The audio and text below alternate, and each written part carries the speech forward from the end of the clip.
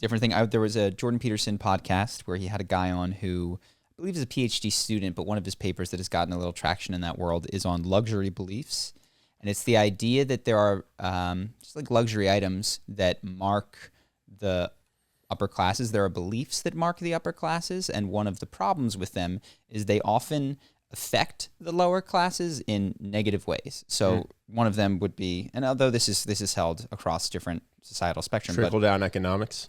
Trickle-down economics could be one. Defund the police would be another. It's like, yeah, defund the police. I have a gate. You know what I mean? Like, there's no problem. There's no crime here. You think that came from the upper class, that belief?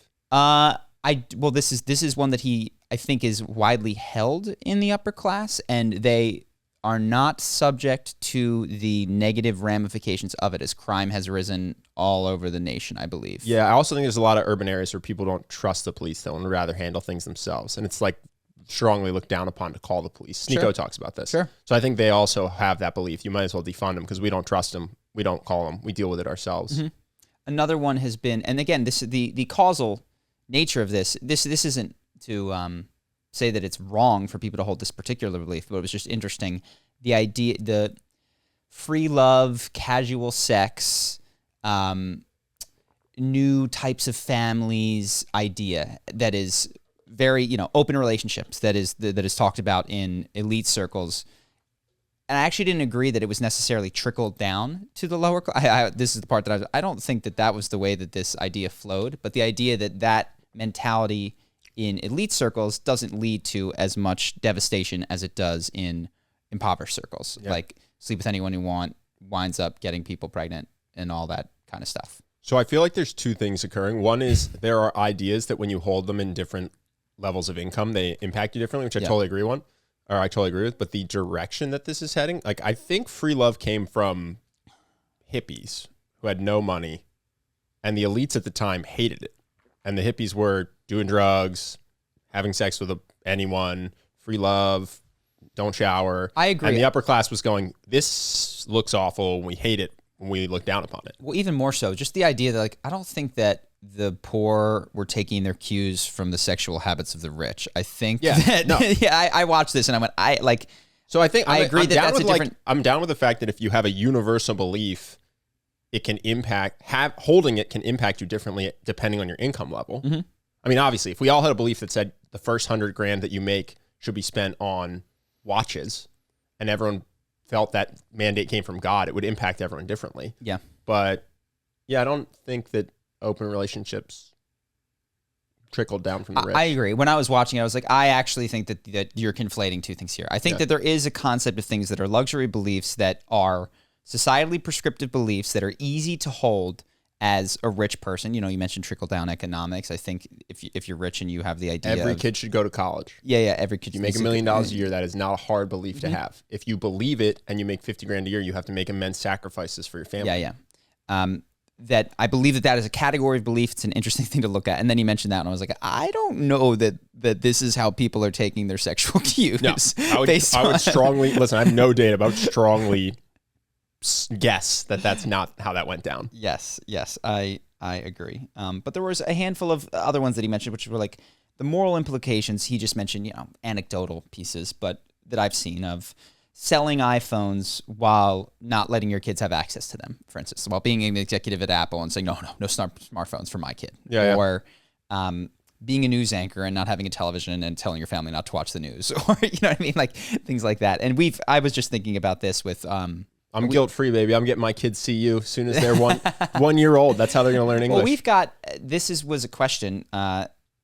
So we dealt with this. Emotion is fun. We dealt with this with TikTok, which is, I think TikTok is awful. I think it is really not something that I want to add into my life. I think it would make my life and it's not that video games are fantastic or YouTube is fantastic, but TikTok is just a consolidation of the most addictive parts of everything and a delivery of so little nutrition.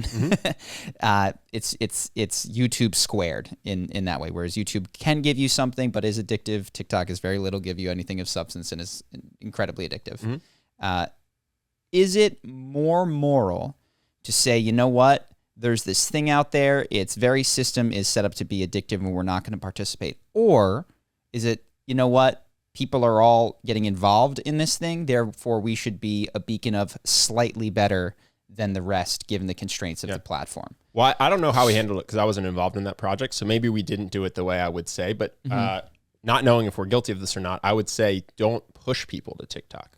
So to create native content on TikTok and allow people who are already watching. I don't think I ever mentioned. I mean, I've mentioned it here, but I've never said, "Hey, go check out." I don't know TikTok. if we sent an email out. No, I'm trying to get people from TikTok away from TikTok. So this is my thing. Is if this is how I would have liked to go This is why they down. don't send our videos out, because at the end of them, I'm trying to get them onto our email list, and TikTok doesn't like when you take people. Well, I'm cool with that. I guess what I'm saying. Like people, if this is how it went down, people are on TikTok, they're just watching dumb stuff, and instead they see 60 seconds that's hopefully educational and gets them to stop TikToking and go onto YouTube to watch a full-length video.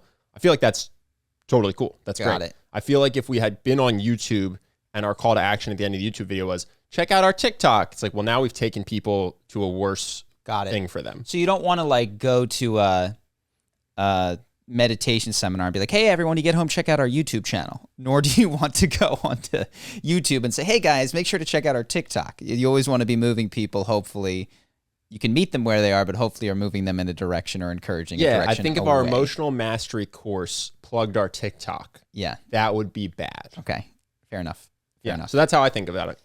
I think that that's reasonable, because your other option is to completely opt out of spheres of public discourse and influence if you disagree with the addictiveness or the general tenor of what's going on there. I mean, hopefully you catch someone who's young and can be benefited greatly by our content, and you get them off TikTok and onto YouTube, and they're better off. You know, that would be the goal. Yes, I agree with that.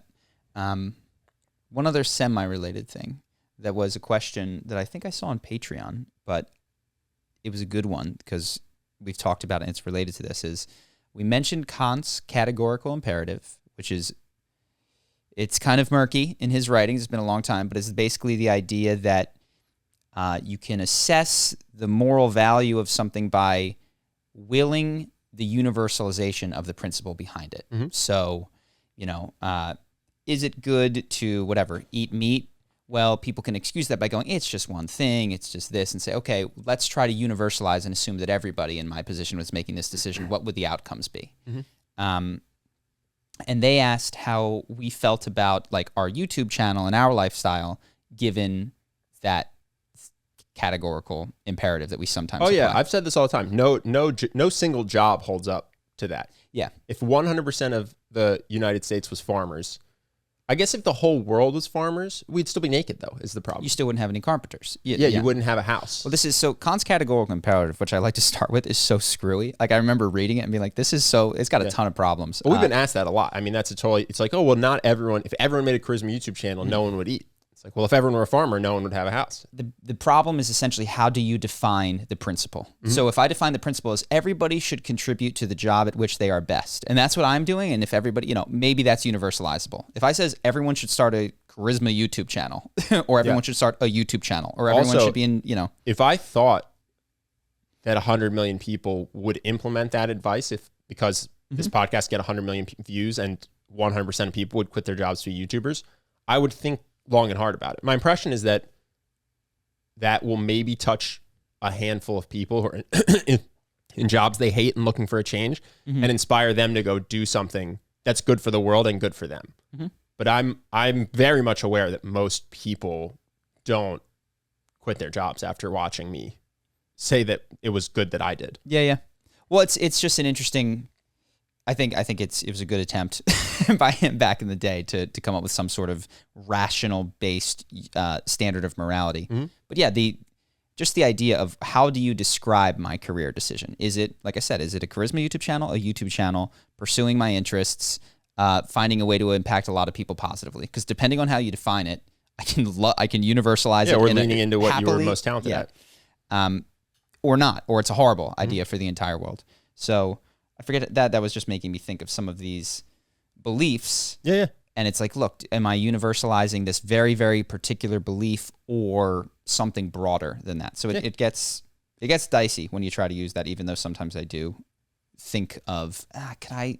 It's an intelligent question. It's an intelligent question for sure. It just doesn't even, we can't all be doctors. It just doesn't hold up with any profession really.